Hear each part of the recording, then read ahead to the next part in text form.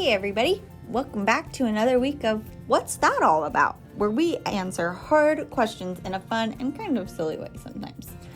This week we are going to build off of what we learned last week. So you see, last week we talked about Jesus and the greatest commandment he could ever give us, and that was to love God. We learned that we are to love God with all our heart, all of our mind, which is our thoughts and the things we're thinking and what we put in our brain, our soul, which is our whole self, our likes and dislikes, and our strength, which is our actions. So when we love God with all of those pieces, we are loving God with our full selves. Well, you see, when Jesus gave this command, he also gave a second commandment. You see, they had a lot of rules, and so Jesus was narrowing it down to 2 rules that we have to follow. And that second one is to love people. You see, Jesus gave us the greatest example of loving people. He helped people by serving them, teaching them, healing them, all of those things. Well, we don't have to do anything big to love people. We just have to love them. Jesus says we are to love our neighbor as ourselves. Well, who is your neighbor? Well, I know the people that live right next to you are your neighbors, but Jesus was referring to everybody. Anybody and everybody that lives in the whole world is considered our neighbor, and we are called to love them like we would want ourselves to be loved. When Jesus did this, he told a story about who our neighbor is.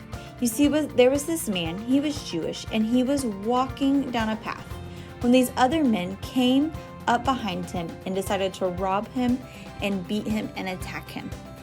It was a terrible situation. He was left on the side of the road, just there with nothing. First, a priest, somebody that works in the church, came by. He saw the man and decided to cross on the other side. Then a Levite came, saw the man, and decided to cross by on the other side. The last man that saw this guy on the side of the road was a Samaritan. You see, the Samaritans did not like the Jews very much, but this guy saw him and said, "I think I can help him." So he decided to take the man, put him on his donkey, ride him back into town, and pay to put him in an inn and help him get all better. You see, he knew that he was not supposed to like this man. Jews and Samaritans did not get along, but he decided to love his neighbor and be kind and help him get well. You see, Jesus calls us to love all people, no matter their actions or what they say or how they make us feel or what they do. We are called to love all, even if that's difficult. But how do we do that? How do we do that, especially when it's difficult? Well, here's a couple ways to think about it. Jesus said, love your neighbor as yourself, like yourself. So think about yourself. What are some things you like and dislike? What are some words that you hear that make you feel good? What are some words that people tell you that don't make you feel good? What are things that people do for you that lets you know, I love that person?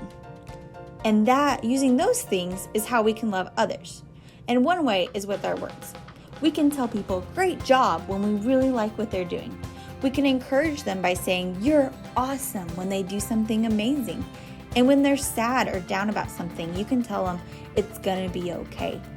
Those are just a few phrases that lift somebody up rather than make their situation worse. When we use our words for good, it lets people know we love them. The second thing that we can do is use our actions.